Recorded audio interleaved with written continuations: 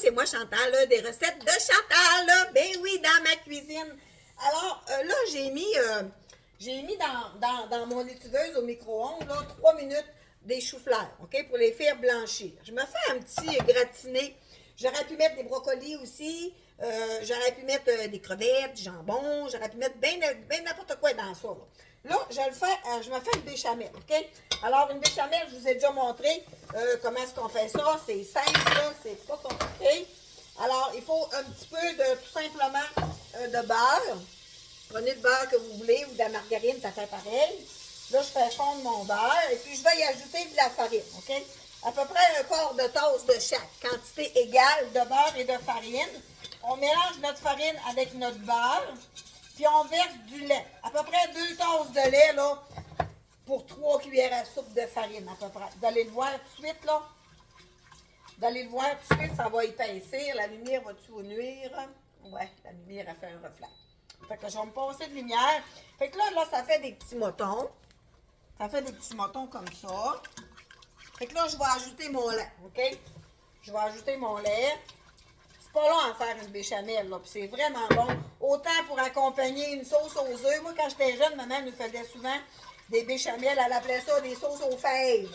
Sauce aux œufs. Elle faisait des œufs à la côte, puis elle mettait une belle grosse béchamel épaisse, là, avec des patates rondes, puis on mangeait des bêtes avec ça, puis des tranches de pain, puis maudit, c'était bon.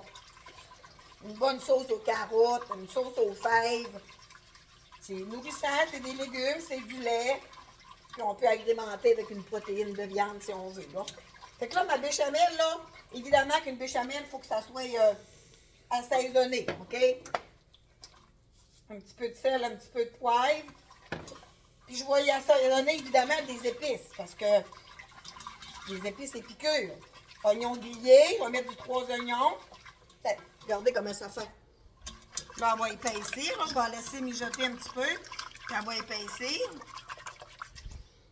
Puis après ça, ben, si elle est trop épaisse, remettez-vous un petit peu de lait. Puis si vous faites comme, oh maudit, j'ai trop mis de lait, ma béchamel est trop claire.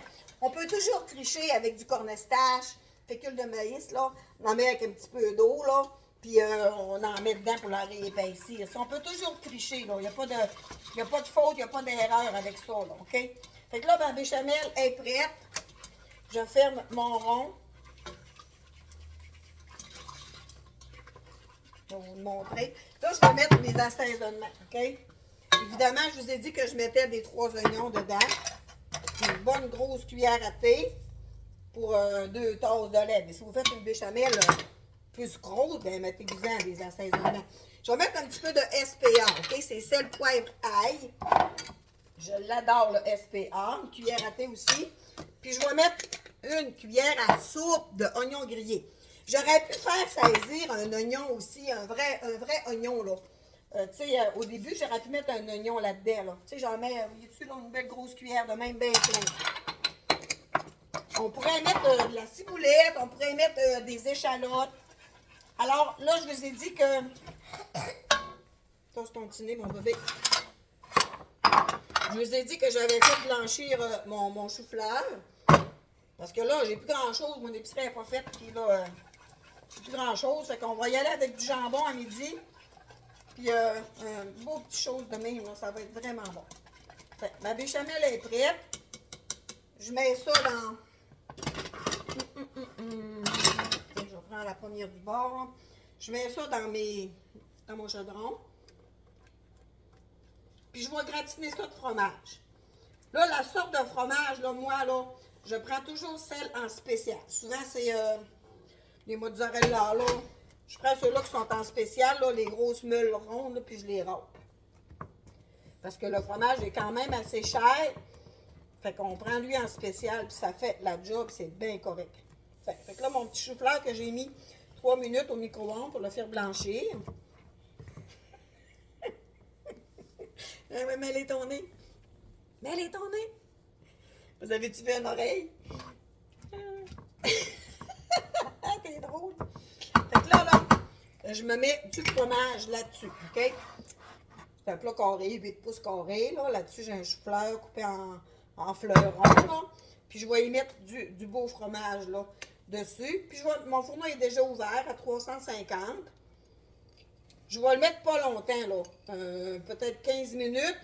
Puis à la dernière seconde, là, je vais le mettre à broyer 2 minutes pour faire rôtir le dessus. Alors, un beau petit gratin comme ça au chou-fleur, c'est vraiment bon. Mais évidemment, il faut que vous assaisonnez comme il faut votre béchamel. Parce qu'une béchamel qui goûte à rien, c'est plate à manger. C'est comme, c'est bon, mais pas plus que ça. Là. On assaisonne ça, puis chaque bouchée, on fait c'est savoureux. J'aurais pu mettre de l'ail grillé dedans aussi. Mais là, aujourd'hui, j'ai mis oignons grillés, j'ai mis 3 oignons. J'ai mis du SPA, sel, poivre, ail. Mettez les assaisonnements que vous avez chez vous, que vous aimez pour vous faire un beau petit gratiné au chou-fleur. Alors sur ce, ben bonne journée!